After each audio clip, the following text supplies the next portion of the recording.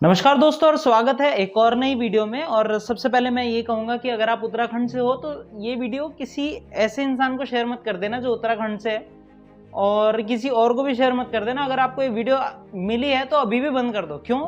क्योंकि आपको बहुत ज़्यादा शर्म आ जाएगी ये वीडियो देख करके।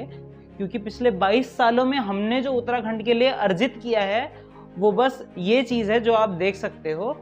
और अब इसमें गढ़वाली लिखा है तो इसका मतलब ये नहीं कि ये स्पेसिफिक सिर्फ गढ़वालियों के लिए ही है, ये पूरे उत्तराखंड के लिए है। आप एक चीज़ को समझिए, अपने दिमाग में डालिए, गढ़वाली कुमाऊनी एक होते हैं, एक तरीके से एक ही है। उत्तराखंड एक है, उसमें गढ़वाली, कुमाऊनी, जौनसारी, भोटिया, राजी, बहुत सारी जनजातियाँ होती है। अगर आप डीपली पढ़ने के लिए बैठे तो, अगर आपने कभी ग्रुप सी का पेपर देने की सोची है तो, जिसे हम कनिष्ठ सहायक का बोल देते हैं, जिसकी हमेशा होड़ लगी रहती है।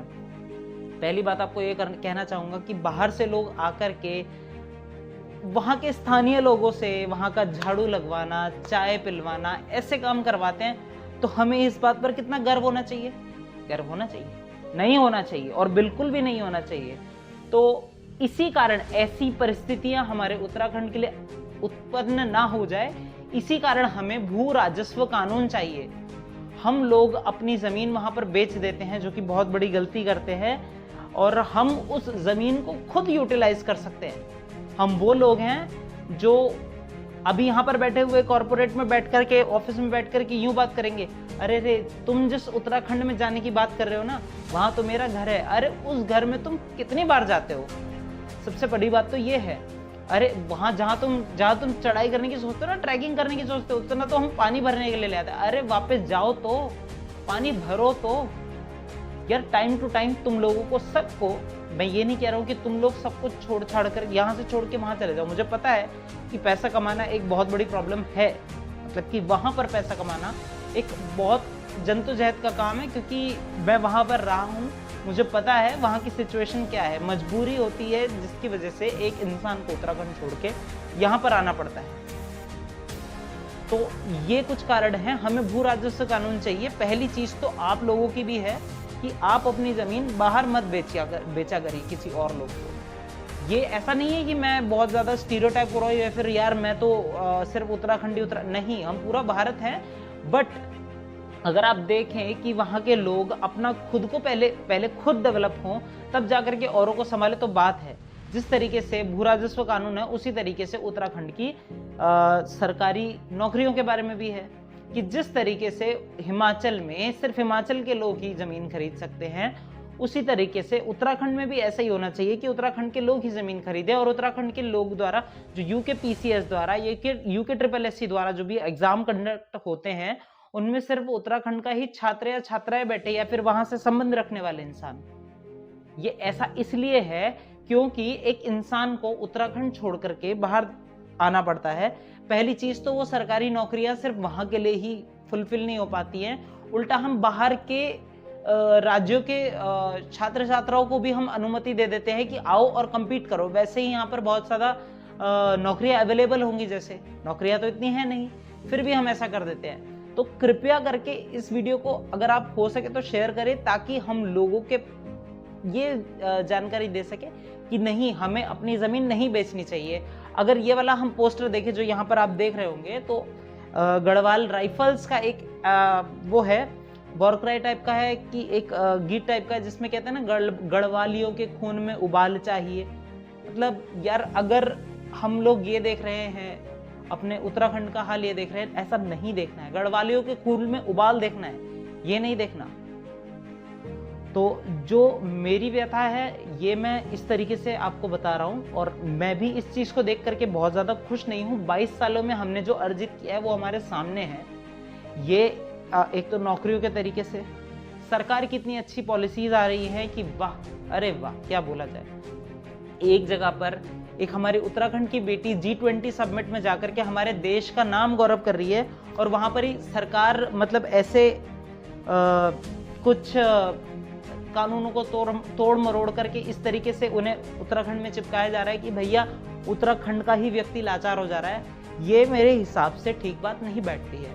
उत्तराखंड में भू राजस्व कानून आना चाहिए ताकि बाहर के लोग इसके अंदर एंटर करके ज़मीन ना खरीद सके और यहाँ से मुनाफा कमाते हैं। क्योंकि मेरे कहने का मतलब ये है कि तुम मुनाफा मत कमाओ, तुम पिछड़े रह जाओ, ये नहीं है। उत्तराखंड में रहने के बावजूद आप उत्तराखंड वासी उस ज़मीन का यूटिलाइज करके पहले आप अपना रोजगार बनाइए, फिर बाहर के लोग अगर कोई आए तो तब तो बात अलग ही बैठती है। पहले उत्तराखंड में रह करके उत्तराखंड के ही लोगों को वहाँ पर ही नौकर बना करके उन्हीं की ज़मीन खरीद करके उन्हीं से वहाँ पर चाय पिलवाते हैं, झाड़ू लगवा, ये कोई अच्छी बात नहीं है। मेरे सारे उत्तराखंडी भाई बहनों, आपसे ये निवेदन है हाथ जोड़ करके कि आप अपनी ही ज़मीन में उसके मालिक होकर के वो किसी और को बेच करके उसमें नौकर बन करके वो काम करना चाहते हो क्या? हाँ, उसे ये रहेगा ना उस टाइम पर कि हाँ महीने का महीने मेरे पास पैसा आ जाएगा, पर यार तुम अपनी ही ज़मीन पर नौकर बनना चाहते हो, फिर अपनी ही ज़मीन के मालिक बन करके उसकी सफाई कर सकते हो। तुम उधर कोई और मत रखो कि तुम्हें काम करने के लिए कोई बंदा चाहिए, तुम वहाँ पर खुद काम करो। मतलब ऐसे बहुत सारे चीज़ें हैं जिनमें हमारी तो कमी है ही और सरकार की नीतियों की भी बहुत सारी कमियां हैं, जहाँ तक मेरे को लगता है।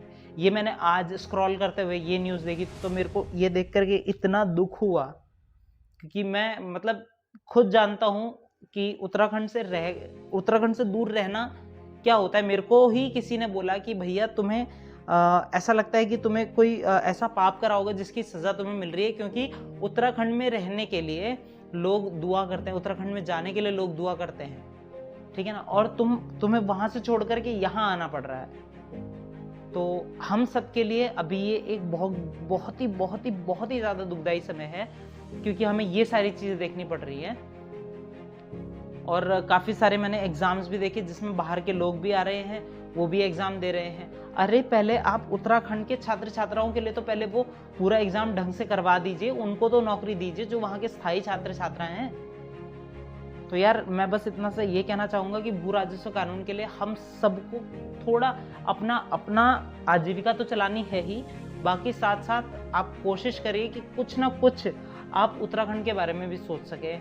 अपने गांव समय पर जाते रहिए, अपने देवी देवताओं के हाथ में मतलब वहाँ पर दिया जला के उनको पूजिए। मतलब क्या होता है ना, थोड़ा थोड़ा जाना, कभी कभी जाना, तो उससे हमारी एक तो संस्कृति जागृत रहती है, ठीक है ना। और ये रहेगा कि अगर आप वहाँ जा रहे हैं तो वहाँ पर थोड़ा थोड़ा रोजगार भी मिलेगा। आप गाड़ी लेकर के जाएंगे जहाँ जाएंगे, तो ऐसा तो नहीं है कि 25, 26, 50 किलोमीटर जो भी आप जितने भी किलोमीटर आप कवर कर रहे हैं वो पैदल कर रहे हैं। नहीं, कुछ ना कुछ वहाँ पर खाएंगे पिएंगे, नहीं तो बाहर से खाएंगे, नहीं तो अपने घर में अपने खेत का खाएंगे। जो वहाँ पर गांव में रह रहे हैं वो ही इतना कर देते हैं यार, आपको तो पता ही है, आप लोग जाते होंगे तो अपना गांव जाना थोड़ा उसका जो कहते हैं ना क्रमांक उसका बढ़ाइए कि महीने में एक बार किसी के लिए मुश्किल हो तो, या फिर साल वो 6 महीने में एक बार, 3 महीने में एक बार, ऐसे करिए। ऐसे हम अपनी संस्कृति को उजागृत रखेंगे, वहाँ से जाते रहेंगे, हमारा जुड़ाव बना रहेगा, ये कहना चाहता हूँ। और इस भू राजस्व कानून के लिए अगर अपनी आवाज़ उठा सकते हैं तो प्लीज़ उठाइए, बहुत आभार रहेगा आपका भी। और ये एक तरीके से आप अपने उत्तराखंड के लिए कुछ कर रहे होंगे, उत्तराखंड को भी इसमें बहुत अच्छा लगेगा।